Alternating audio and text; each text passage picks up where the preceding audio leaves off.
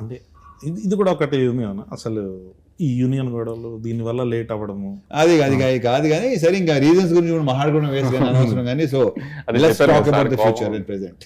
కాకపోతే ఇదైతే ఒకటి ఉందన్న, 75th ఫిలిం లేట్ అవుతుందని ఫ్యాన్స్ ఉన్నారు. సో సార్ది 75th ఫిలిం కాబట్టి మీరు ఏం ప్రామిస్ చేస్తున్నారు?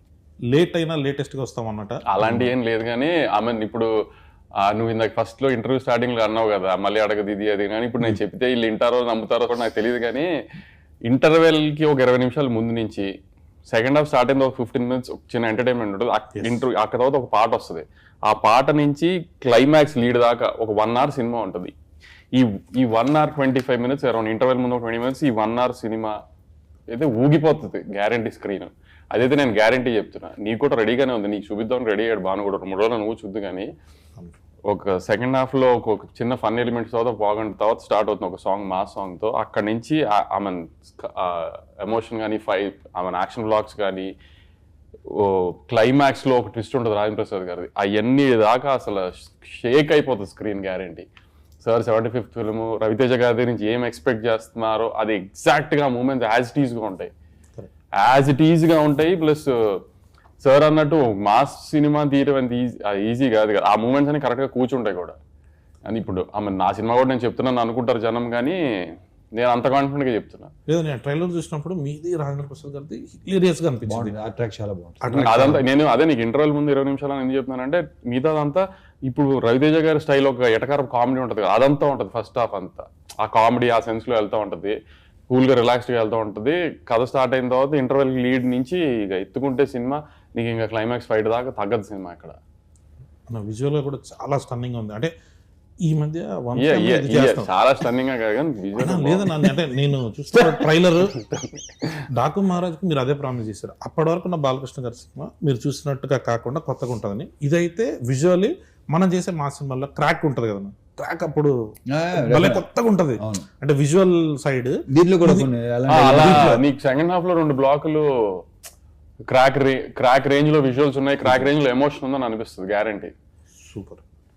అదేనా డిఓపి గారి గురించి చాలా బాగా చేశాడు కదా అసలు. ఆయన విజువల్స్ అన్ని చూస్తుంటే మహావీరన్ కెమెరామెన్, మహావీరన్ కెమెరామెన్ చాలా బాగా చేశాడు. అదే నాకు కొంచెం ఆర్టిస్టిక్ స్టైల్ సినిమాల నుంచి సడన్ గా కమర్షియల్ లోకి వచ్చినప్పుడు వచ్చి ఆ కొత్త వైబ్ ఉంటది కదా, ఆ వైబ్ తను కూడా ఎలాంటి సినిమా నేను చేయాలని తనకి ఇష్టం ఇలాంటి సినిమాలు చేయటం అంటే సూపర్. నేను క్లైమాక్స్ సెట్కి నేను వచ్చాను అప్పుడు చూసినప్పుడు ఆ action block, climax action block ఎక్స్ట్రాడినరీగా వచ్చిందని ఫీలింగ్ నాకు. చూసినప్పుడు అనిపించిందా? అసలు సెట్ లో చూస్తున్నప్పుడు చూసి చెప్పు. డెఫినెట్లీ.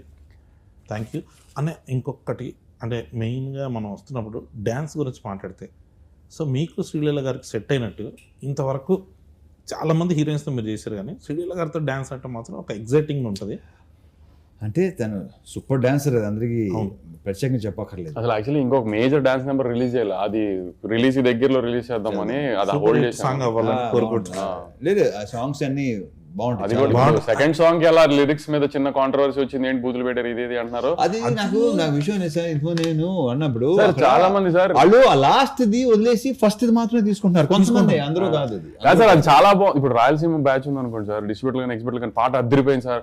మీరు మళ్ళీ ఇప్పుడు ఆ బూతులు పెట్టారు ఏంటని మీకు ఎవరైనా చెప్తే మీరు అది ఎడిట్ చేస్తారేమో, లేకపోతే లిరిక్స్ మారుస్తారేమో, అలాంటి పనులు చేయకండి సార్, ఇది చాలా బాగుంది సార్ పాట అని రాయలసీమ నుంచి ఎక్స్పర్ట్.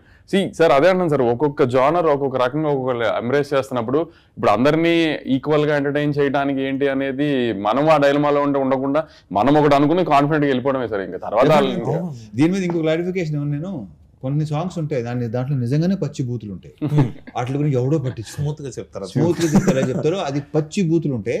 కొన్ని సాంగ్స్ ఉన్నాయి, బట్ ఐ డోంట్ వాటి గురించి మహాన్ తెలుసుకోలేదు. డెఫినెట్ గా అమ్మని అక్కని అక్కని అని గాళ్ళు మొక్కిపోతా అది వదిలేస్తున్నారు. ఏమిటండి ఆ సాహిత్యం ఏంటండి అనుకున్న కొంతమంది ఉంటారు, వాళ్ళు అలా అనుకుంటూ ఉంటారు. రేపు థియేటర్ చూస్తారుగా ఆ సాంగ్, లాస్ట్ సాంగ్ లో కూడా ఎటకారమే చేసాం, ఫుల్ ఎటకారమే. ఇప్పుడు దానికి కూడా కాంట్రవర్సీ, దానికి కూడా తిడతారు, కానీ దాంట్లో కూడా ఎటకారమే చేసాం. అది last song commercial song, mass mass beat, dance number, set number, లీలాను రవితేజ గారు ఎరగ తీసేసి డాన్స్, అది తర్వాత రిలీజ్ దగ్గర రిలీజ్ చేద్దాం, అది కూడా కాంట్రవర్షియల్ లిరిక్సే మళ్ళీ.